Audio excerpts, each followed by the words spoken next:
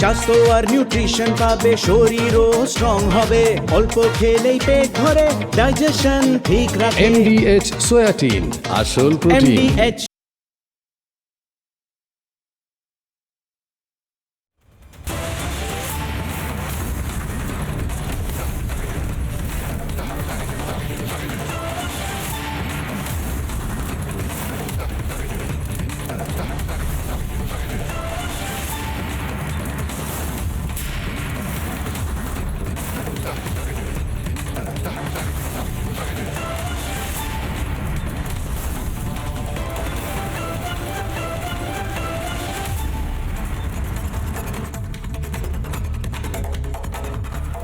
নমস্কার, জবাব চাই বাংলার আরেকটা এপিসোড। আর একদিনের মধ্যে বছর শেষ হবে। বছর শেষের আগের দিনও আমি আরেকটা এপিসোড নিয়ে আপনাদের বলছি, পরিত্রাণ বাংলার দরকার। এবং এবারের পরিত্রাণটা কোনো নেতা, কোনো মন্ত্রী, কোনো দল নয়, এবারের পরিত্রাণটা মানুষ আনবে। হয়তো রথের রশিটা ধরবে বিজেপি। বিজেপি 2026-এ আসছে না আসছে না, এটা এই মুহূর্তের সবচেয়ে বড় প্রশ্ন। 2026 সালে এমন একটা সন্ধিক্ষণে আমরা দাঁড়িয়ে রয়েছি যেখানে লড়াইটা এখন আর তৃণমূল বনাম বিজেপির নয়, লড়াইটা এখন আর মমতা বনাম মোদির নয়, লড়াইটা বাংলা বাঁচবে না বাংলা পতন হবে, লড়াইটা বাংলা থাকবে না জেহাদিদের দখলে চলে যাবে। কেন এই বাংলাতে একের পর এক যে অনুপ্রবেশের ঘটনাগুলো ঘটে সেগুলো রোখা সম্ভব হয় না। আজকে কেন্দ্রীয় স্বরাষ্ট্রমন্ত্রী অমিত শাহ তিনি কলকাতায় যে সাংবাদিক সম্মেলন করলেন তার থেকে চাঁচাছোলা ভাষায় যে 5টা অংশ বললেন, সেই 5টা অংশ আজ জবাব চাই বাংলাতে শোনাবো এবং তারপর সেটা নিয়ে বিতর্ক করব। কিন্তু একটা জিনিস বিজেপির অন্যতম শীর্ষ নেতা অমিত শাহ তিনি এসে সুর বেঁধে দিলেন, অনুপ্রবেশ ইনফিলট্রেশনই হতে চলেছে এবারের ভোটের সবচেয়ে বড় ইস্যু, একমাত্র ইস্যু। এবারের ভোটটা বাংলা বাঁচানোর, এবারের ভোটটা বাংলা বাঁচলে ভারত বাঁচানো। এবারের ভোটটা রাজনৈতিক নয়, এবারের ভোটটা সভ্যতার সংস্কৃতির লড়াই। কারণ বাংলার সভ্যতা বাঁচলে, বাংলার সংস্কৃতি বাঁচলে ভারত বাঁচবে। ভারতের ওয়াচ টাওয়ার হলো বাংলা এবং এই বাংলাকে যেন তেন প্রকারণে বাঁচাতে হবে। এবার আপনাদের হয়তো মনে হতে পারে যে তার জন্য অমিত শাহ বা প্রধানমন্ত্রী নরেন্দ্র মোদী বা RSS এতটা উদ্গ্রীব হচ্ছে কেন। তার প্রধান কারণ হলো BL সন্তোষও কাল যে কথাটা বলেছেন, 19তম বা 20তম রাজ্যে বিজেপি নিজের ক্ষমতা প্রতিষ্ঠা করছে, বিষয়টা এমন নয়। এবারের লড়াইটা মূলত বাংলাকে নিজের অস্মিতা ফিরিয়ে দেওয়ার। অমিত শাহ, আমি প্রথমে অমিত শাহ যুক্তি দিয়ে বলেছেন যে এটা শুধুমাত্র বাংলার বিষয় নয়, এ বিষয়টা দেশের বিষয়। এবারে 2026-এর ইলেকশনটায় কেন গোটা দেশের প্রত্যেক মানুষের ইনভলভ হয়ে যাওয়া উচিত, তার কারণ এক এবং একমাত্র কারণ হলো এবারের নির্বাচনটা হয়তো একটি বিধানসভার নির্বাচন, হয়তো একটি অঙ্গরাজ্যের নির্বাচন, কিন্তু এবারের নির্বাচনের এফেক্ট পড়বে গোটা দেশে। যদি তৃণমূল কংগ্রেস যেভাবে তারা তুষ্টিকরণের রাজনীতি করছে, যেভাবে তারা ছেড়ে রেখে দিয়েছে রোহিঙ্গাদেরকে বা বাংলাদেশি অনুপ্রবেশকারীদেরকে দেখেও না দেখার ভান করছে, এবারে যদি চতুর্থবারের জন্য মুখ্যমন্ত্রী মমতা বন্দ্যোপাধ্যায় হন তাহলে তার এফেক্ট গোটা দেশে পড়বে, গোটা দেশের জনবিন্যাস বদলে যেতে পারে। তার কারণ ফানেল হিসেবে ব্যবহার করা হবে বাংলাকে। বাংলায় যদি এই ধরনের ঘটনাগুলো ঘটতেই থাকে, কেউ যদি চেকস অ্যান্ড ব্যালেন্স না করে, তাহলে তার জন্য দেশ সাফার করবে। আপনাদের মনে থাকবে নিশ্চয়ই, যখন পুশব্যাক হচ্ছিল রাজস্থান থেকে, উত্তরপ্রদেশ থেকে, মধ্যপ্রদেশ থেকে, গুজরাট থেকে, তখন সবচেয়ে বেশি যে বাংলাদেশি অনুপ্রবেশকারী যাদেরকে পুশব্যাক করা হচ্ছিল তারা বলেছিল আমরা পশ্চিমবঙ্গ থেকে আধার কার্ড নিয়েছি, আমরা পশ্চিমবঙ্গ থেকে ভোটার আইডি কার্ড বানিয়েছি। এই চেকস অ্যান্ড ব্যালেন্সটা পশ্চিমবঙ্গ সরকারের এই মুহূর্তে নেই, তারা তৈরি করতে পারছেন না। স্বরাষ্ট্রমন্ত্রী অমিত শাহ কেন এটাকে বলছেন, এটা শুধু বাংলার বিষয় নয়, এটা দেশের বিষয়। একবার শুনুন। आज बंगाल की जनता को इस प्रेस वार्ता के माध्यम से बताने आया हूं कि बंगाल की बॉर्डर से हो रही घुसपैठ सिर्फ बंगाल का मामला नहीं रहा है, अब ये राष्ट्रीय सुरक्षा का मामला है। देश की संस्कृति को बचाना है, देश की सुरक्षा को सुनिश्चित करना है, तो बंगाल की बॉर्डर सील कर दे, ऐसी देशभक्त सरकार यहां लानी पड़ेगी जो ममता बनर्जी नहीं कर सकती, केवल और केवल भारतीय जनता पार्टी कर सकती।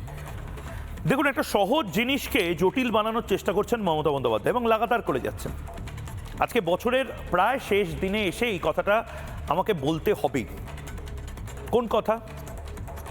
অনেকগুলো বিষয় নিয়ে স্বরাষ্ট্রমন্ত্রী অমিত শাহ আজ বার্তা দিয়েছেন, বক্তব্য দিয়েছেন। ইনফ্যাক্ট আমারই একটা প্রশ্নে তিনি একদম স্পেসিফিক্যালি ক্যাটাগরিক্যালি বলেছেন মূল থেকে তৃণমূলকে নির্মূল করা হবে। খুব সুন্দর লাইন বাংলায়, কালকে হেডলাইন হতে পারে। আপনারা কতটা সিরিয়াস বাংলার এই লড়াই নিয়ে? অমিত শাহ হিন্দিতে যেটা বলেছেন তার বাংলা করলে দাঁড়ায়, হয়তো কোনো খবরের কাগজ কাল শিরোনাম করতে পারে, মূল থেকে তৃণমূলকে উপড়ে ফেরে নির্মূল করা হবে। লড়াইটা খুব সিরিয়াস। কেন? রাজনৈতিক লড়াই। মমতা বন্দ্যোপাধ্যায়কে পছন্দ হচ্ছে না বলে লড়াই না, সহজ জিনিসকে মমতা বন্দ্যোপাধ্যায় জটিল বানাচ্ছেন। এটা একটা ফলিত সত্য যে মমতা বন্দ্যোপাধ্যায় সীমান্ত সুরক্ষা হয়তো চান না। কেন বলছি? কারণ মমতা বন্দ্যোপাধ্যায় চাইলে কেন্দ্রের সাথে যদি কোঅপারেট করেন তাহলে আমাদের বর্ডার সিল হতে পারে, যেভাবে আসামের বর্ডার সিল হয়েছে। অভিষেক বন্দ্যোপাধ্যায় কথায় কথায় মিজোরাম, মণিপুর, অরুণাচলের কথা বলেন, সেখান থেকে নাকি রোহিঙ্গা ঢুকছে, কিন্তু ফলিত তথ্য অনুযায়ী রোহিঙ্গারা কেউ মিয়ানমার থেকে ডিরেক্টলি ঢুকছে না, কারণ রোহিঙ্গাদেরকে মিয়ানমার থেকেই, বার্মা থেকেই খেদিয়ে দেওয়া হয়েছে। ভালো করে বুঝুন, এটা অভিষেক বন্দ্যোপাধ্যায়, মমতা বন্দ্যোপাধ্যায় লাগাতার মিথ্যাচার করেন। সমস্ত রোহিঙ্গা নাকি মিজোরাম দিয়ে, মায়ানমার দিয়ে এপারে চলে আসছে। যেখানে ফ্যাক্টটা হলো, যেখানে তথ্যগতভাবে দুধ কা দুধ পানি কা পানি করছে আমি, মোহাম্মদ ইউনুস যেখানে নিজে, বাংলাদেশের মোহাম্মদ ইউনুস তিনি নিজে যেখানে স্বীকার করেছেন যে 2 লাখ 3 লাখ রোহিঙ্গা বাংলাদেশের চিটাগং, কক্সবাজার এলাকায় ছিল, তারা এখন সংখ্যায় কমে গেছে। কোথায় গেছে? তারা মারা গেছে? না, এরকম তো কোনো তথ্য নেই। রোহিঙ্গারা যারা কক্সবাজারে চলে এসেছিল, শেখ হাসিনা একটা সময় যাদেরকে মাথা ব্যথার কারণ বলেছিলেন, মোহাম্মদ ইউনুস যাদেরকে ইচ্ছাকৃতভাবে পুশব্যাক করছে ভারতের দিকে, মোহাম্মদ ইউনুসরাই রোহিঙ্গাদের রাখতে চায় না। আর যত রোহিঙ্গা তাদেরকে বলছে যা তোরা ওই পারে চলে যা, নয়তো গুলি করবো, মারবো। এই রোহিঙ্গারা কোন দিকে যাচ্ছে? এই রোহিঙ্গারা মূলত বাংলাকে সেফ হেভেন বা মুক্তাঞ্চল হিসেবে মনে করছে। কারণ বাংলায় এমন একটা সরকার এই মুহূর্তে উপহার দিয়েছে যে সরকার রোহিঙ্গা কলোনিতে লাইট লাগিয়ে দেয়, টিনের চাল লাগিয়ে দেয়, তারপরে সেটা কংক্রিটের হয়ে যায়, সামনে রাস্তা করে দেয়, এমনকি রোহিঙ্গারা লক্ষ্মীর ভাণ্ডারও পায়। মাসুদ কলোনিতে বাংলাদেশি অনুপ্রবেশকারী রয়ে গেছে। আমি ভাবছিলাম আমার যদি সুযোগ থাকতো আমি স্বরাষ্ট্রমন্ত্রী অমিত শাহকে আরেকটা প্রশ্ন করতাম। অমিত শাহ আজকে অলচেয়ার বলে একটি হোটেলে সেক্টর 5-এর ওখানে তিনি প্রেস কনফারেন্স করছিলেন। এই যে বহুজাতিক হোটেলটি যেখানে তিনি প্রেস কনফারেন্স করলেন, বা তালকুটির বলে যে হোটেল নিউ টাউনে যেখানে তিনি থাকছেন, সেই দুটো হোটেলেরই আশপাশে যেভাবে কলোনিগুলো গজিয়ে উঠেছে, মাসুদ কলোনি, তালকুটির বলে যে হোটেল, সেই হোটেলের থেকে ঢিলছোড়া দূরত্বে। এবার সেই হোটেলের ধারে কাছে যদি বাংলাদেশি অনুপ্রবেশকারীরা থাকে এবং মমতা বন্দ্যোপাধ্যায় যদি সিরিয়াস না হন, এটা ন্যাশনাল সিকিউরিটিতে থ্রেট নয়? যে হোটেলের সামনে আজকে প্রেস কনফারেন্সটা হলো, যে হোটেলে প্রেস কনফারেন্সটা হলো, তার সামনে যেভাবে বাংলাদেশি অনুপ্রবেশকারীদের বস্তি দিনের পর দিন আছে, এটা ন্যাশনাল সিকিউরিটির জন্য থ্রেট নয়? মাসুদ কলোনিতে এই মুহূর্তে অবস্থা কি আপনারা গিয়ে দেখুন না। তৃণমূল কংগ্রেস মাসুদ কলোনিটাকে গুড়িয়ে দেয়নি, তৃণমূল কংগ্রেস একজনকেও গ্রেপ্তার করে ডিপোর্ট করেনি। আমি জানতে চাই নবান্ন থেকে কতজনকে পুশব্যাক করা হয়েছে। চিফ সেক্রেটারির কাছে একটা হিসেব তো থাকবে যে ময়ূক তোমরা লাগাতার বলেছিলে এই দেখো মাননীয় মুখ্যমন্ত্রী, মা মাটি মানুষের সরকার এই এত হাজার বাংলাদেশি অনুপ্রবেশকারীকে পুশব্যাক করেছে, একদম এরপরে কথা বলবে না। আমি চুপ করে যেতাম। উনি তো কোনো হিসেব দিতে পারছেন না।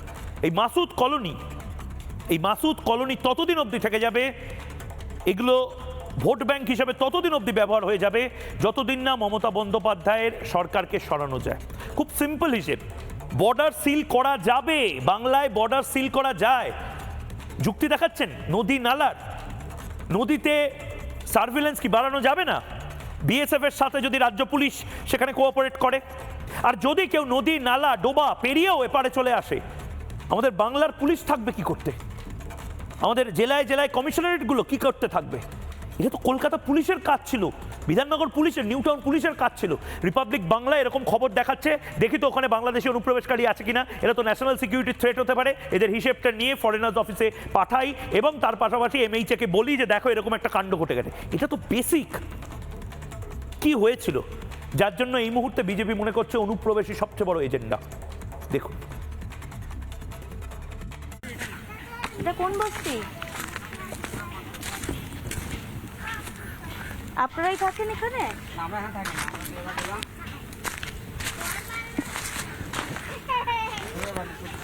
হ্যাঁ। কবে এসেছেন? এসছি আপনার প্রায় প্রায় 14-15 বছর হচ্ছে। ভোটার কার্ডের জন্য টাকা দিয়েছিলেন? না না, ভোটার কার্ড আমাদের কিচ্ছু নেই, এসব হ্যাঁ, কিচ্ছু নেই, আধার কার্ড ওইসব কিচ্ছু নেই। কেন নেই? কেন বানাননি কেন? বানায়নি, কতদিন আগে এসেছেন? কিছু অনেকদিন, প্রায় আপনার এই 12-13 বছর হচ্ছে। কোন জেলায় ছিল বাড়ি? খুলনা জেলা। খুলনা? এখন তো এসআইআর হচ্ছে। হ্যাঁ, এছাড়া চলে যাবো এরকম। কতদিন পর চলে যাবেন? এই মাসের কাজ করে চলে যাবো। হ্যাঁ, এই মাস কাজ করে চলে যাবো। আসা যাওয়া হয় নাকি? না, মানে মানে খুলনা জেলা থেকে আসেন যান নাকি? হ্যাঁ চলুন, কোনো অসুবিধা নেই। আমরা এসেছিলাম। দাদা, এই বস্তিটার নাম কি?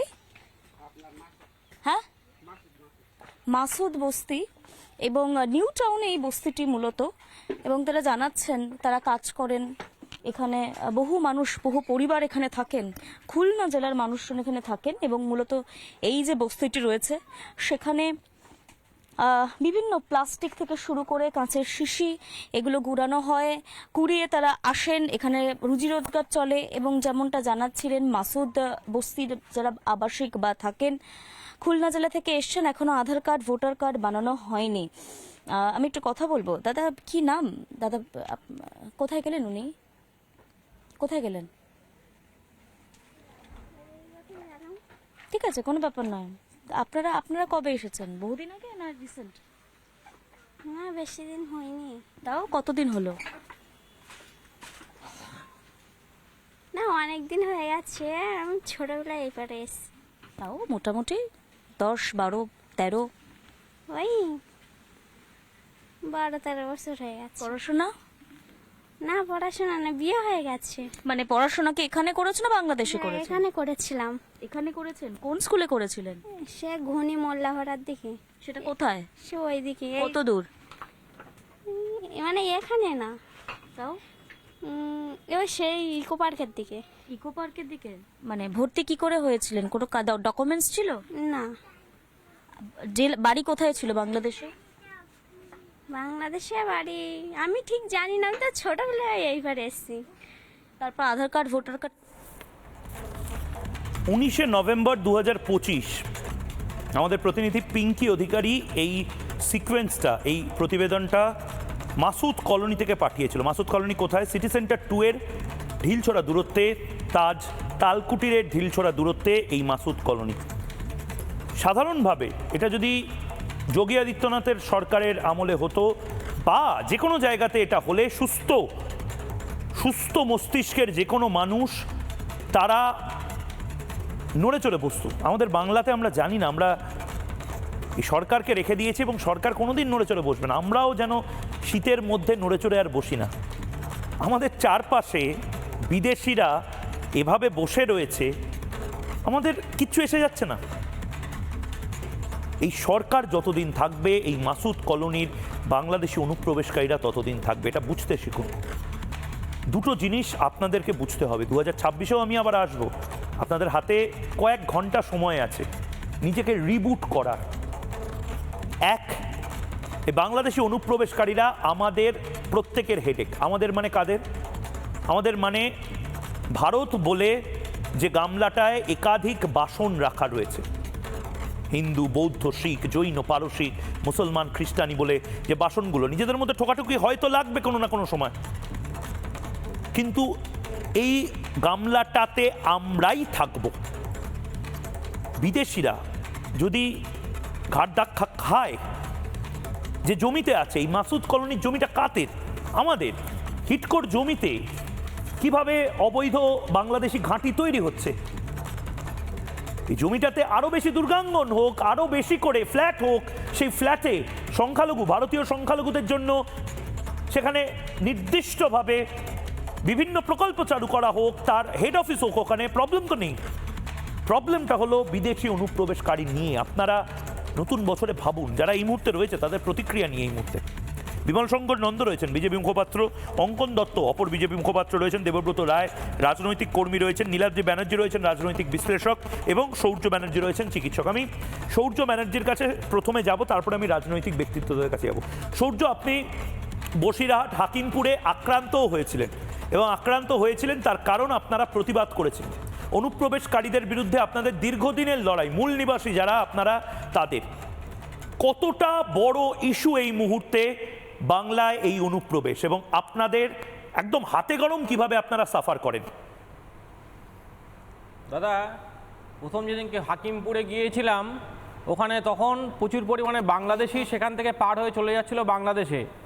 তো আমরা যখন ওখানে গিয়ে প্রতিবাদ করতে গেলাম, তখন বাংলাদেশিদেরকে আপনি ছাড়ুন, কিন্তু ওখানকার যারা লোকাল লোক, যারা জেহাদি, তারাই আমাদের ওপরে আক্রমণ করলো। এই জেহাদি কারা? এরা বর্তমান রাজ্য সরকারের বিভিন্ন সব জনপ্রতিনিধি, তারা বিভিন্ন লোকজন নিয়ে এসে জেহাদিদেরকে নিয়ে আমাদের ওপর আক্রমণ করে। আমাদের প্রশ্ন ছিল যে আপনারা কেন আমাদের ওপর আক্রমণ করছেন? তো ওরা বলছে যে এরা হচ্ছে সব আমাদের ভাই, এদেরকে আপনারা কি খাবার দাবার এনেছেন? এদের কি খাবার দাবার জন্য আপনারা কোনো ব্যবস্থা করেছেন? তো আমরা বলছি আমরা কেন এদের জন্য ব্যবস্থা করতে যাব? এরা তো অবৈধ অনুপ্রবেশকারী, এরা বিদেশি নাগরিক, তাদের জন্য আমরা কেন করতে যাব? এরা চলে যাচ্ছে, এদেরকে যেতে দিন। কিন্তু ওদের বক্তব্য, না, এরা এখানে থাকুক, এদেরকে এখানে রাখতে হবে। তো তাদের এই প্রতিবাদের জন্যই আমাদেরকে তারা ধরে মারধর করে। সেদিনকে আমাদের অনেক লোকজন সেখানে আক্রান্ত হয়েছিল। আমি নিজে এখানে হসপিটালাইজ হয়ে গেছিলাম, একদিন আমাকে থাকতে হয়েছিল সেখানে। এই অবস্থা। আজকে যে মাননীয় স্বরাষ্ট্রমন্ত্রী আমাদেরকে এখানে এসে যে বলেছেন যে আজকে অনুপ্রবেশকারী এখান থেকে হটাবেন, তার জন্য হাত তুলে আমি তাকে প্রণাম জানাচ্ছি। যে আজকে বাংলা বাঁচানোর যে লড়াই আমরা শুরু করেছিলাম, তাতে স্বরাষ্ট্রমন্ত্রী, গৃহমন্ত্রী আজকে তাতে স্বীকৃতি দান করেছেন। ঠিক ঠিক। আমি বিমল শঙ্কর নন্দর কাছে যাব। বিমলদা, যতই রাজনৈতিক হোক, আজকের যে প্রেস কনফারেন্সটা, এবং আজকের প্রেস কনফারেন্সটায় কিন্তু অমিত শাহকে যেভাবে একের পর এক প্রশ্ন করা হয়েছিল, বিভিন্ন প্রশ্ন করা হয়েছিল, ইনফ্যাক্ট আমি আজকে এই প্রশ্নটাও করে ফেলেছিলাম যে কেন্দ্রীয় নেতৃত্ব কতটা সিরিয়াসলি বাংলাকে দেখছে। যে মেসেজটা, আমি আবারও বলছি, যে মেসেজটা আমি এতদিন ধরে সাংবাদিকতায় থাকাকালীন মানে অদ্ভুতভাবে দেখছি বা পাচ্ছি। বিমলদা, এটা বোধহয় শুধুমাত্র আপনাদের রাজনৈতিক লড়াই এবার আর থাকছে না, এবার গোটা দেশের যারা দেশটাকে চালাচ্ছে তারা মনে করছে Bengal will be a serious threat. এর জনবিন্যাস যেভাবে বদলাচ্ছে, ডেমোগ্রাফি চেঞ্জ হচ্ছে, 2026-এ আপনি আমি কেউ হয়তো মানে আমরা যে কাজটা করছি সেটা হয়তো করতে পারবো না যদি একটা বড় সংখ্যক জেহাদি পপুলেশন বেড়ে যায় এবং ডেমোগ্রাফি চেঞ্জ করে দেয়। বিমলদা, না দেখো ময়ূক, আজকে পুরো সাংবাদিক সম্মেলনটা আমি শুনেছি, তোমার প্রশ্নটাও শুনেছি, এবং মাননীয় স্বরাষ্ট্রমন্ত্রীর উত্তরগুলোও শুনেছি। কতগুলো বিষয় কিন্তু মনে রাখতেই হবে। সেটা হচ্ছে পশ্চিমবঙ্গে যা ঘটনা ঘটছে, সেখানে শুধু এই আমরা কয়েকটা লোক বা পশ্চিমবঙ্গের কয়েক কোটি লোক বিপদে আছে এটা মনে করার কোনো কারণ নেই। গোটা দেশের নিরাপত্তা কিন্তু বিপদের মধ্যে রয়েছে। কেন রয়েছে? এখানে একটা বিষয় স্পষ্ট হওয়া বাঞ্ছনীয়। এই যে ভয়ঙ্কর অনুপ্রবেশ, যেটা বাম আমল থেকে চলে আসছে, সিপিএম এর জন্য দায়ী ছিল, কিন্তু আজকে তাকে চরম এবং চূড়ান্ত জায়গায় নিয়ে গেছে এই তৃণমূল কংগ্রেস, যে দল মুখ্যমন্ত্রী বানিয়েছে মমতা ব্যানার্জিকে। তারাই রেসপন্সিবল, দে আর রেসপন্সিবল। তার কারণটা কি? এরা কখনো সিরিয়াস নয় যে অনুপ্রবেশ বন্ধ করতে হবে। একটু আগে সূর্যবাবু বলছিলেন যে তাকে পেটানো হয়েছিল কেন? কারণ যারা চলে যাচ্ছে তারা নাকি ভাই, আরে তারা তো নিজেরাই দেশ ছেড়ে পালাচ্ছে, এরা বলছে আয় ভাই আমার এখানে থাক। এত ভাই ভাতিজার কেসটা কি? কারণ একটাই, এক হচ্ছে নির্বাচনে তাদের ভোটটা নেওয়া, দুই হচ্ছে তাদের কাছ থেকে মাসে মাসে তোলাগুলো আদায় করা। কারণ তারা জানে তারা বেআইনিভাবে আছে, যা কাজ করবি আমাকে 2 পয়সা দিয়ে যা। স্থানীয় তৃণমূল নেতৃত্বের পকেট তো খালি হয়ে যাচ্ছে, এটা একটা কারণ। দ্বিতীয় কারণ হচ্ছে যে এখানে বিজেপি আগামী দিনে জিতবে, এটা একদম স্পষ্ট হয়ে গেছে। 2/3 মেজরিটি, যেটা মাননীয় স্বরাষ্ট্রমন্ত্রী আজকে সাংবাদিক সম্মেলন করেছেন, এবং একটা বিষয় স্পষ্ট যে 2/3 মেজরিটিও বেশি নিয়ে বিজেপি আসছে। প্রশ্ন করছে অনেকে, আমাকে অনেকে প্রশ্ন করেছিল যে 2021-এ কি হয়েছিল, আরে 2021-এ SIR হয়নি, এখনো অবধি 58 লক্ষ, তারপর কত হবে জানি না। ফলে একে একে নিবিচে দেউটি এই শাসক দলের জন্যে। আর সবচেয়ে বড় কথা হচ্ছে বাঙালি মুসলিমরা এদের কাছ থেকে মুখ ফিরিয়েছে, তারাও বুঝে গেছে যে তাদের হাতে অস্ত্র দিয়ে এরা কিন্তু নিজেদের আখের গোছাচ্ছে, তাদের ছেলেগুলো মারা যাচ্ছে, তাদের মায়ের কোল খালি হচ্ছে। এবং বিমলদা আরেকটা জিনিস আমি সূত্রের থেকে যে খবর পেলাম, একদম শীর্ষ সূত্রের খবর, কেন্দ্রীয় স্বরাষ্ট্রমন্ত্রী অমিত শাহ একদম নির্দিষ্টভাবে বিজেপির যে গেম প্ল্যান, সেই গেম প্ল্যানে এটাও আছে যে পাড়ায় পাড়ায় গ্রামে গ্রামে ভারতীয় মুসলমানদেরকেও বোঝাতে যে ভাই, বাংলাদেশি অনুপ্রবেশকারীরা যদি বেরিয়ে যায় তাহলে সেই জমিগুলো তো ভারতীয়দেরই থাকবে। হিমন্ত বিশ্ব শর্মা এই মডেলটাই ফলো করেছে। 1 লাখ বিঘা, বিমলদা 1 লাখ বিঘা জমি, সেই জমি হস্তান্তর মুক্ত করা হয়েছে। এগুলো সব বাংলাদেশি অনুপ্রবেশকারীরা এই মাসুদ কলোনির মতন বসেছিল, জবরদখল করে বসেছিল। এরা কেউই ব্যক্তিগত জমি দখল করে না, এরা সরকারি জমি দখল করে বসে আছে, হিটকোট জমি দখল করে বসে আছে। একদম আগামী দিনে সরকারের উন্নয়ন পরিকল্পনার জন্য তো জমি দরকার, সেই জমিগুলো এদের হাতে চলে যাচ্ছে। আজকে দূরদর্শনের একজন জিজ্ঞেস করছিলেন প্রতিনিধি যে রেলের এই প্রজেক্টগুলো আটকে আছে কেন। অমিত শাহ কিছুটা মানে একটু উত্তেজিত হয়েই বললেন যে প্রজেক্ট কোথায় হবে, আকাশে হবে, জমি কোথায়, ভূমি কোথায়, আপনারা কেন বলছেন না এই কথাগুলো? এবার তো এটা আমাদের সবাইকে বলতে হবে। এই চিংড়িহাটার লাইন, ময়ূক, উত্তর 24 পরগনায় মাঠপাড়া বলে একটা গ্রাম আছে, রাতারাতি গ্রামটা উধাও হয়ে গেছে, কেউ নেই, সব ছেড়ে ছুড়ে দিয়ে পালিয়ে গেছে। হাকিমপুরে লাইন পড়ে গেছিল, কে আগে পালাবে বাংলাদেশে। ফলে এটা একটা রিয়ালিটি এবং এটা একটা থ্রেট। এই থ্রেটটা শুধু বাংলার জন্য নয়, জাতীয় নিরাপত্তার জন্য। কারণ এই পশ্চিম বাংলা থেকে এই অনুপ্রবেশকারীরা সবচেয়ে বেশি ডকুমেন্ট পাচ্ছে, যে ডকুমেন্ট দিয়ে ওরা কিন্তু আধার কার্ড বানাচ্ছে। একদম আমার কাছে এই মুহূর্তে একদম যখন এই রাজ্যে ঢুকবে তখন কিন্তু এখানকার যে থানা পুলিশ, তাদের তো কাছে খবর থাকবে যে তারা তো আর আকাশে থাকে না, তারা কোনো গ্রামে থাকে, শহরে থাকে। What hell this police is doing, এখানকার পুলিশ প্রশাসন কি করছে। ফলে এটা একটা অদ্ভুত চক্রান্ত, যে চক্রান্তের কথা সূর্যবাবু একটু আগে বললেন। ওরা আমাদের এটা দেবব্রত বাবুর কাছেও আমি জিজ্ঞেস করব, এটাই হচ্ছে লক্ষ্য। কিন্তু বিমলদা আমি আপনাকে একটু থামাচ্ছি। এই মুহূর্তে আমাদের কাছে যে ইটিনারি, যে কর্মসূচি কেন্দ্রীয় স্বরাষ্ট্রমন্ত্রী অমিত শাহ কালকের কর্মসূচি ইতিমধ্যে চলে এসেছে। আপনারা জানেন যে তালকুটিরে অত্যন্ত হাই ভোল্টেজ আরএসএস এবং বিজেপির যে সমন্বয়ের বৈঠক, সেই বৈঠক প্রায় শেষের মুখে, এবং কেন্দ্রীয় স্বরাষ্ট্রমন্ত্রী আজকে রাতে তালকুটির এখানেই একটি বহুজাতিক প্রতিষ্ঠানের একটি হোটেল, সেখানে থাকছেন নিউ টাউনে। কাল তার যে ব্রেকিং নিউজ এই মুহূর্তে আসছে, বছরের শেষ দিন, এটা রাহুল গান্ধীদের দেখা উচিত। এই যে কথায় কথায় হাফ টাইম পার্ট টাইম নেতারা কখনো ইটালি কখনো থাইল্যান্ড থেকে বলে দেন ভোট চুরি। কেন্দ্রীয় স্বরাষ্ট্রমন্ত্রী অমিত শাহ সরকারি কাজের পাশাপাশি দলীয় কাজে ইয়ার এন্ড বছরের শেষ দিনেও অমিত শাহর ঠাসা কর্মসূচি। কলকাতায় থাকছেন, সকাল 10:55 নিউ টাউন হোটেল থেকে বেরোবেন, বেলা 12:20 ঠনঠনিয়া কালীবাড়িতে যাবেন। বছরের শেষ দিন মা কালীকে পুজো দিয়ে, মা কালীর পুজো দিয়ে 11:45 সেখান থেকে বেরোবেন সায়েন্স সিটিতে। অনুষ্ঠান রয়েছে 2:10।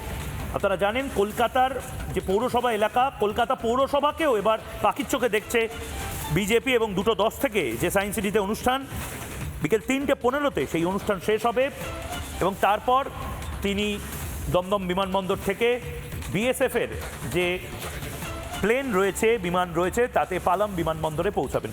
আমি অঙ্কনের কাছে, দেবব্রত দার কাছে এবং বাকিদের কাছে যাওয়ার আগে একবার আমি পিসিআরকে বলবো, অর্ণব মৈত্র আমাদের প্রতিনিধি, অঙ্কন মানে দেবব্রত দা এর পরে বলবেন তোমার পরে, আমি জানি না, মানে দেবব্রত দ্বারা হয়তো ভাবছেন যে দেবব্রত দ্বারা খুব সেফ থাকবেন যদি 26-এ রোহিঙ্গাদের দাপাদাপি থাকে, কিন্তু এটা বুঝতে পারছেন না দেবব্রত দাদের বা ময়ূকদের বাপ ঠাকুরদা পূর্বপুরুষ এই দেবব্রত বা ময়ূক নামটা বজায় রাখার জন্য, এই ঠনঠনিয়া কালীবাড়ির মা কালীর এই উপাসনাটা বজায় রাখার জন্য একটা সময় পালিয়ে আসতে বাধ্য হয়েছিল। আজকে এই অর্ণব মৈত্র আমাদের প্রতিনিধি, নভেম্বর মাসে এই প্রতিবেদনগুলো হয়েছে, এখনো কিচ্ছু বদলায়নি। কি রিপোর্ট তুলে ধরেছে, এবং তারপর লাগাতার রিপাবলিককে আক্রমণ করা হয়েছে। রিপাবলিক নাকি গরিব মানুষদের বস্তিতে ঢুকে তাদেরকে অস্বস্তি তৈরি করছে, অসুবিধা তৈরি করছে। সেদিনও ঠিক ছিলাম, আজও ঠিক রয়েছে, এবং এখনও বলছি 2026-এর ভোট বা যাই হোক না কেন সব হবে অনুপ্রবেশ এজেন্ডাতে। দেখুন, এখানে আপনি কবে এসেছেন? আমি এখানে এসেছি বন্যার পরে। আপনার বাড়ি বাংলাদেশে কোথায় ছিল? আমাদের বাড়ি, আমার শ্বশুরবাড়ি ছিল বাংলাদেশে, কোথায় ছিল? পারুলিয়া গরুয়াট।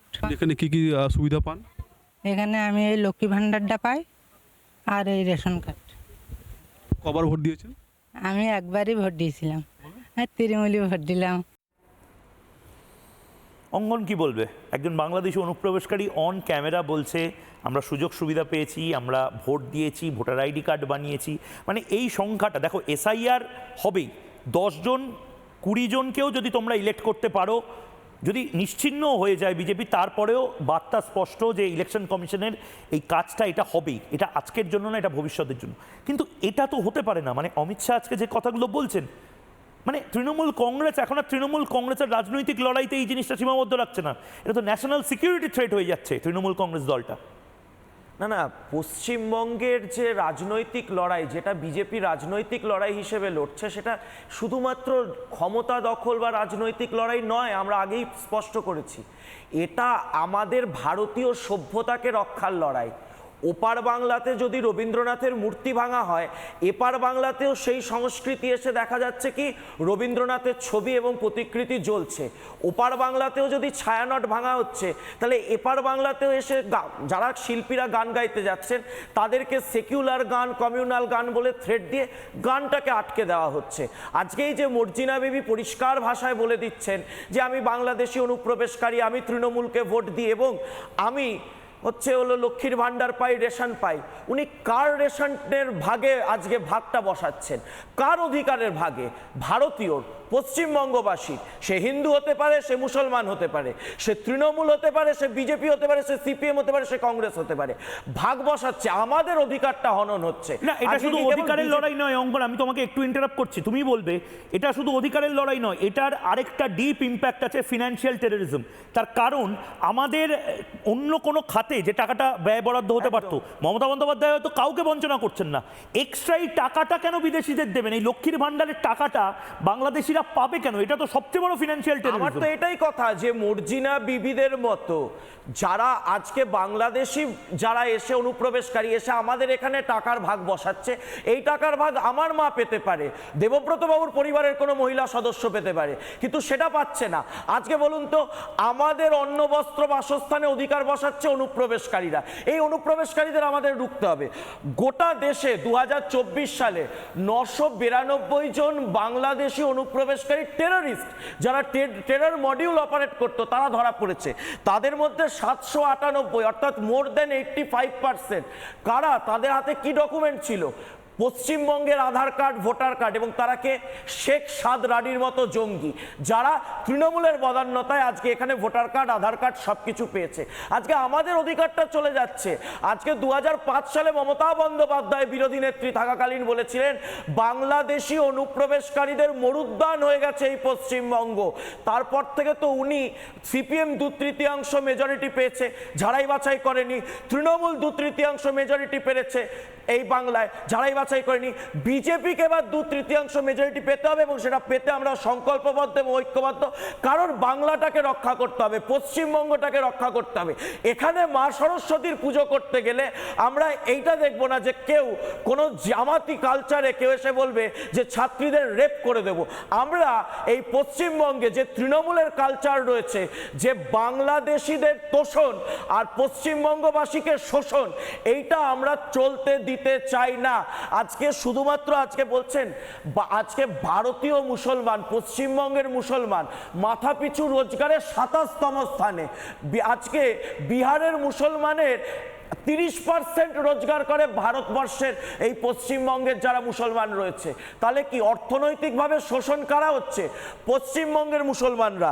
আজকে যখন ওই শেখ শাহজাহান, তৃণমূলের নেতা, আদিবাসী এবং পশ্চিমবঙ্গের মুসলমানদের জমিগুলো দখল করে বাংলাদেশি মুসলমানদের দিচ্ছিল, 56 জন আদি পশ্চিমবঙ্গের বাসিন্দা, পশ্চিমবঙ্গের ভূমিপুত্র মুসলমান, তাদের জমি দখল করে তৃণমূলের শেখ শাহজাহানরা জমি দখল করে দিচ্ছে কাদেরকে?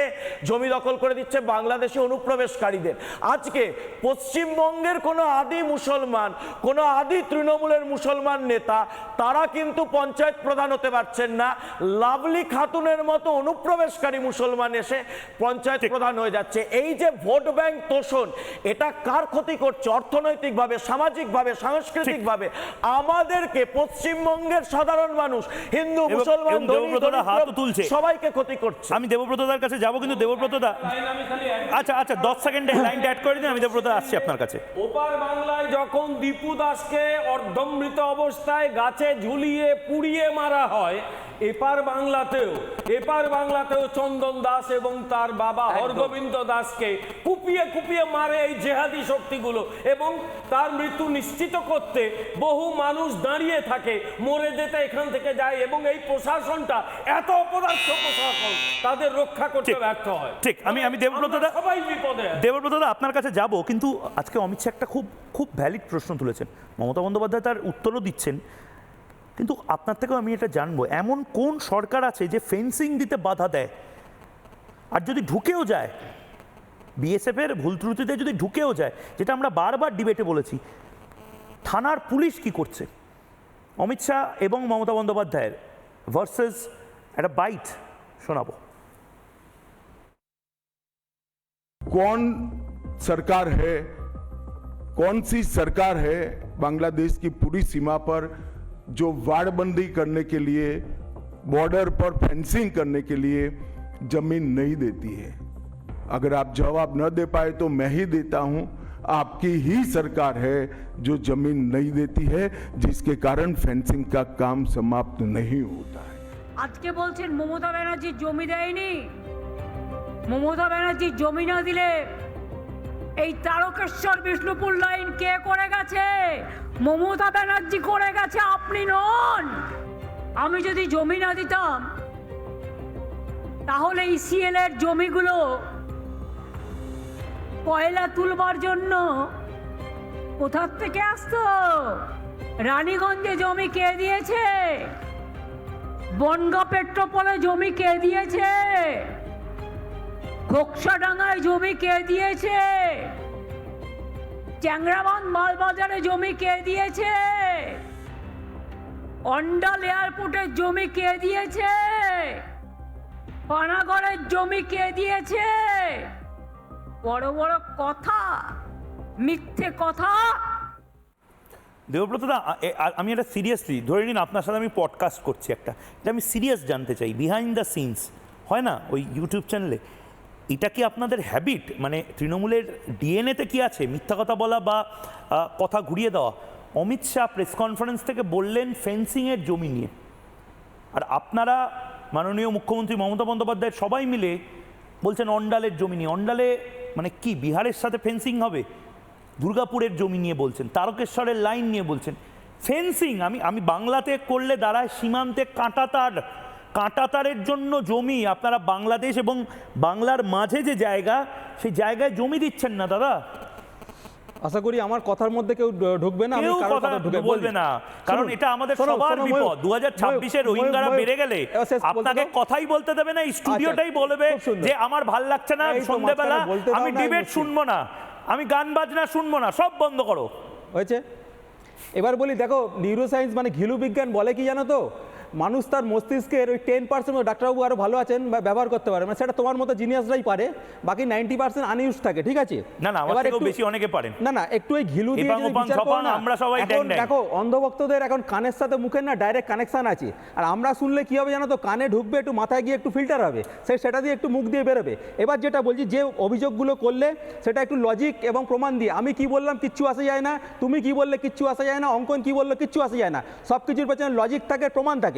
আমি পরপর আসছি, এই যে বারে বারে সব কথার মধ্যে শুনলাম ঘুষপেটিয়া অনুপ্রবেশ রোহিঙ্গা, ভালো কথা। এবার যেটা আসছে, এই যে এসআইআর হলো, সেখানে দেখা গেল 99.9% এসআইআর ফর্ম দেওয়া হয়েছে, সেটা আমার কথা না, ইলেকশন কমিশনের কথা। এবং সেখানে সবথেকে বেশি নাম যাদের বাদ গেছে তারা হচ্ছে হিন্দু, এবং হিন্দুদের মধ্যে সবথেকে বেশি বাঙালি যাদের নাম বাজে তাদের টাইটেল হচ্ছে দাস। এটা আমার বক্তব্য না, এটা ইলেকশন কমিশনের ওয়েবসাইট থেকে দেখে নাও। এবার যেগুলো আসছি, এবার বারে বারে যে অভিযোগগুলো ঢুকে আসছে, রোহিঙ্গা বাসে ডাক্তার সৌর্য যে অভিযোগ করলো, দলে দলে বাংলাদেশি, একটা নতুন মনস্তাত্ত্বিক আবিষ্কার হচ্ছে। ডাক্তারবাবু সেটা ভালো জানেন, আমাকে আগামী দিনে শিখতে হবে। মানুষকে দেখে বোঝা যায়, গলায় মনে হয় সাইনবোর্ড ঝুলিয়ে করে কে বাংলাদেশি কে রোহিঙ্গা। এখন আমাদের মধ্যে একটা ছিল ওই শুভেন্দু অধিকারী, যিনি রোহিঙ্গা বিশেষজ্ঞ, উনি মানুষের মুখ দেখে আপনার ভাই ভাতি যারা আছে মাসুদ কলোনিতে কারা ছিল? না সে আপনার শুনুন শেষ করতে দিন, আপনার কথা আমি শুনবো। এবার এইটা খুব প্রবলেমেটিক। না প্রবলেম আপনাদের আপনাদের যুক্তি যেই দিতে হয় না, আপনারা যুক্তি খণ্ডাতে পারেন না, সবকিছুর পেছনে লজিক থাকে। আপনাদের কাছে লজিক নেই বলে না, আপনার কাছে লজিক নেই। আপনি লজিক, এবার আপনার মতন ব্রেন সায়েন্টিস্ট খুব কম আছে। না আপনার কাছে যদি লজিক নেই, আমি লজিক দিয়ে প্রত্যেকটা উত্তর দিচ্ছি। আমার কাছে লজিক থাকবে কেন? বললেন বাংলা সংস্কৃতি বাজে, ঠিক বলেছেন, বাংলার সংস্কৃতি কারা বানাতে চায়। আমি একটা লোকের নাম বলছি, চন্দন দাস বললেন, নিশ্চয়ই অন্যায়। বিধুভূষণ দাস, তিনি আসামের একজন কংগ্রেস প্রতিনিধি, কংগ্রেস বর্ষিয়ান লোক। তিনি কার কি দোষ ছিল, তিনি একটা গান গেয়ে ফেলেছিলেন, সেই গানটার নাম ছিল আমার সোনার বাংলা আমি তোমায় ভালোবাসি। তার লেখক ছিলেন রবীন্দ্রনাথ, তিনি 1905 সালে লিখেছিলেন। তার জন্য তিনি রাষ্ট্রদ্রোহের নোটিশ পেয়েছিলেন। কোথা থেকে পেয়েছিলেন? আসাম থেকে পেয়েছিলেন। আগামী দিনে এই অনুষ্ঠানটা বাংলায় করতে পারবো কিনা আমার খুব সন্দেহ আছে। আগামী দিনে বিভিন্ন ন্যারেটিভ সেট করেন, এগুলো কাজে লাগবে না। শোনো, বিজেপি তো নিশ্চয় রাজ্যে ক্ষমতায় রয়েছে।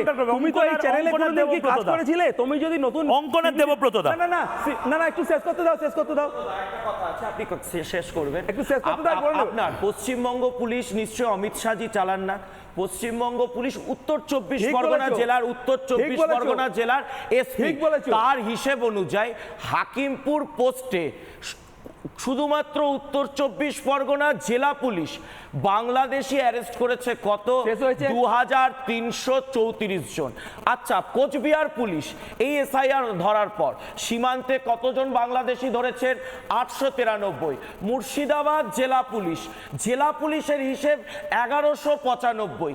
এতগুলো যে পশ্চিমবঙ্গের পুলিশ যারা এসআইআর হওয়ার পর দেখা গেল না যে বিভিন্ন জায়গা থেকে চলে গেলেন, তাহলে তো দাদা এইগুলো তো কেউ বিজেপির কেউ বলেনি, আপনাদের পুলিশ সেইটা বলছে। কোথা থেকে তথ্য পেয়েছি আমি জানি না। না তোমার যদি না হয় গড বিটা বলে একটা সাইট আছে, আমি সেখান থেকে তথ্য দিচ্ছি। শোনো না এবার আপনি বললেন যে এক সেকেন্ড, আপনি বললেন যে হিন্দু বেশি রয়েছে, অবশ্যই বেশি নাম, অবশ্যই সেইটা নির্বাচন কমিশনের কোথায় উল্লেখ করা আছে আমাকে একটু ডেটাটা দেখাবেন। নেই, তুমি সাইটে চলে যাও। সাইটে কোথায়? কারণ বহুল প্রচারিত সংবাদপত্র, ওই যে বললাম কানের সাথে শোনা, এবার শেষ করতে দাও।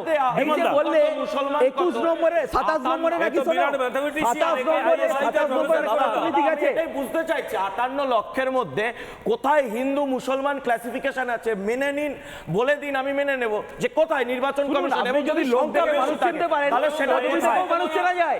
আমি বিমলদা কিছু বলছেন, বিমলদার কাছে যাবো। আইএসআইতে ম্যাথমেটিশিয়ানের পোস্ট খালি আছে, একে পাঠিয়ে দাও। আপনারা তো শুনুন, আপনারা তো 58 লক্ষ ইতিমধ্যে চেক করে হিন্দু মুসলিম বেঁচে দিয়েছে। অবশ্যই আমাকে বলে আমি পারবো না। মানে এদের মানবতা এখান থেকে বিজেপিকে তারা রাষ্ট্রবাদী। আমি দেবব্রত দাকে হাকিম, দেবব্রত দা মিঠু মোল্লার নাম শুনেছেন? পাবলিকের ঠাঙ্গানি খাওয়ার ভয়ে দেবব্রত দা মিঠু মোল্লার নাম শুনেছেন? বাংলা ছেড়ে পালান। ও দেবব্রত দা, ওই দেখুন এখন তৃণমূল কংগ্রেস কানে কি প্যাটিস গুজে রয়েছে নাকি? ও দেবব্রত দা মিঠু মোল্লাকে চেনেন? দেবব্রত দা মিঠু মোল্লাকে চেনেন না বোধহয়। দেবব্রত দা মিঠু মোল্লার নাম শুনে কান বন্ধ করে নিয়েছে। কিন্তু আমি দর্শকদের বলছি, মিঠু মোল্লা, হাকিমপুরে মিঠু মোল্লার এই ঘটনা গোটা বাংলা দেখেছিল। আজ আবার দেখুন মিঠু মোল্লার সাথে কি হয়েছিল, দেখুন। দেখি কোথা থেকে এসেছিলেন? অনেক সেক্টর 5। ওখানে থাকতেন? হ্যাঁ। কিসের কাজ করতেন? রাজমিস্ত্রি। রাজমিস্ত্রি মানে কলকাতাতেই থাকতেন নাকি বাইরেও যেতে হতো? দিল্লি, কেরালা? কলকাতাতেই। কতদিন ছিলেন ওখানে? 8 বছর। 8 বছর। কোন রাস্তা থেকে এসেছিলেন? বাংলাদেশ। না, এসেছিলেন কোন রাস্তা থেকে? বাংলাদেশে কোথায় বাড়ি? ধামাখালি থেকে এসেছিলাম। আর বাড়ি হচ্ছে বাংলাদেশ, আপনার ইউনিয়ন আটলিয়া। আপনার আধার কার্ডও রয়েছে? হ্যাঁ। দেখি একটু। এই হচ্ছে ভোটার কার্ড, বিধাননগর পৌর নিগম। ঠিকানা দিয়ে কোন ঠিকানাতে ফর্মটা হয়েছিল? 195 পোলেনাইট উত্তরপাড়া, বিধাননগর পৌর নিগম, ইলেকট্রনিক্স কমপ্লেক্স, উত্তর 24 পরগনা। আপনার এটা ভারতের ডকুমেন্টস। আর হ্যাঁ, এটা হচ্ছে ভারতের ওনার ভোটার আইডি কার্ড। আমি দেখাচ্ছি, ছবিটা একটু দেখাও। ছবিটা আপনারই তো? হ্যাঁ হ্যাঁ, ছবিটা আমার। জহর মোল্লা বাবার নাম, বাবা জহর মোল্লা হন। আর আধার কার্ডও বানিয়েছিলেন উনি। ওখানে ওই আমাদের যে কাউন্সিলর আছে ওর কাছে, মানে আমাদের ওখানে যে ছিল কাউন্সিলর ওর কাছে। কি নাম মনে আছে? নাম অমর না? হ্যাঁ, অমল।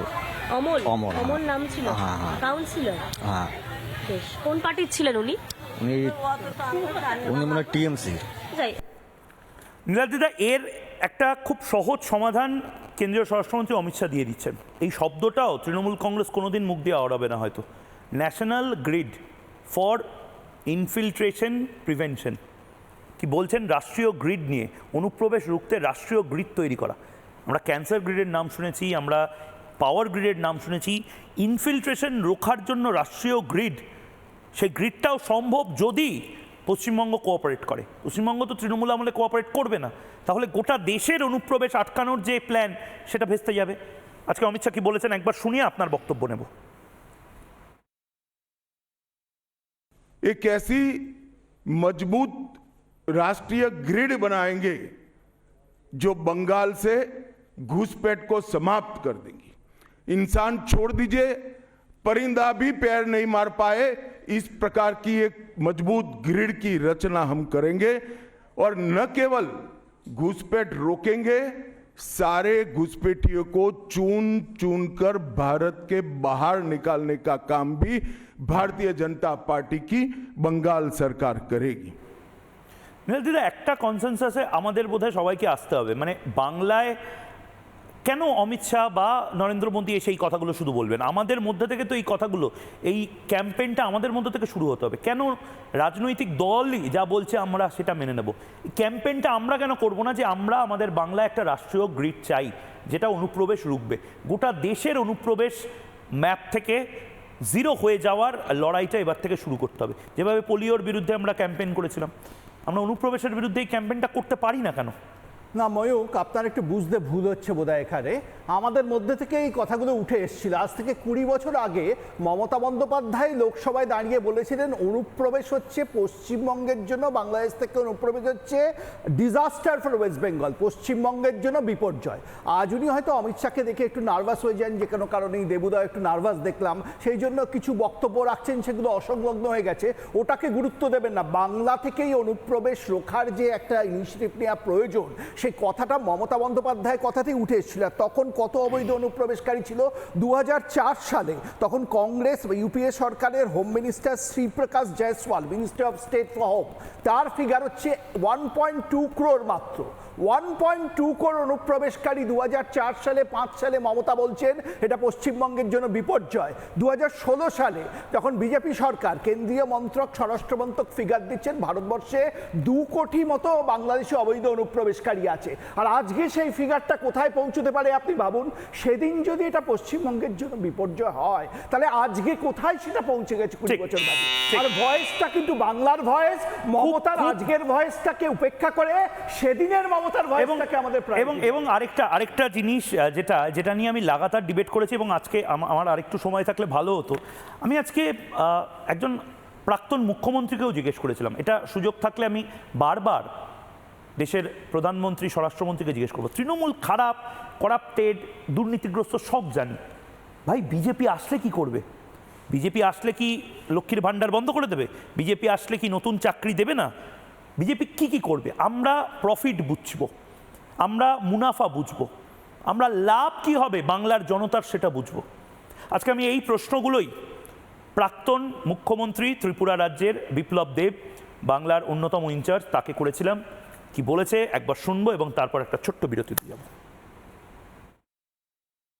অমিত শাহ একদম ক্লিয়ারলি অনেকগুলো বিষয় বললেন, তার মধ্যে খুব বড় বিষয় হচ্ছে বাংলায় টার্গেট এই মুহূর্তে গোটা সেন্ট্রাল বিজেপির, কোনো নিচুতলা উপরতলার ব্যাপার নেই। কি বলবেন? দেখুন, আমি প্রথম দিন থেকে বলেছি একটা সময় আছে, কমিউনিস্টরা একদিন ভেবেছিল যে আমাদের কোনো সূর্যাস্ত নেই, হয়ে গেল। বাংলাতে এবার ইলেকশনটা হচ্ছে বাংলার মানুষ ইলেকশনটা লড়বে। 2021-এ আমরা লড়েছি, সাথ দিয়েছিল বাংলার মানুষ। এবার বাংলার জনতা লড়বে ইলেকশন, আমরা সাথ দেব। আর অমিত ভাই সেটা স্পষ্ট করে বলেছে, কারণ বাংলা পশ্চিমবঙ্গ বিষয় না, বিষয় হচ্ছে ভারতবর্ষের সিকিউরিটির প্রশ্ন। যেভাবে বাংলার 556 কিলোমিটার বর্ডারে ফেন্সিং করতে দিচ্ছেন না উনি, আর অনুপ্রবেশ করানো হচ্ছে, আর এইভাবে ঘুষপেটিয়া পুরো বাংলাতে ভরে গেছে। যতগুলো রেপ কেসের কাহিনী হবে, যতগুলো মারপিটের কাহিনী হবে, তো বিশেষ সম্প্রদায় থেকে করা হয়, মানে লাইসেন্সধারী গুন্ডা তৈরি করা হয় এখানে। আর তার জন্য পুরো ভারতবর্ষের যে সিকিউরিটি তা প্রশ্নের চিহ্নের মধ্যে চলে এসছে।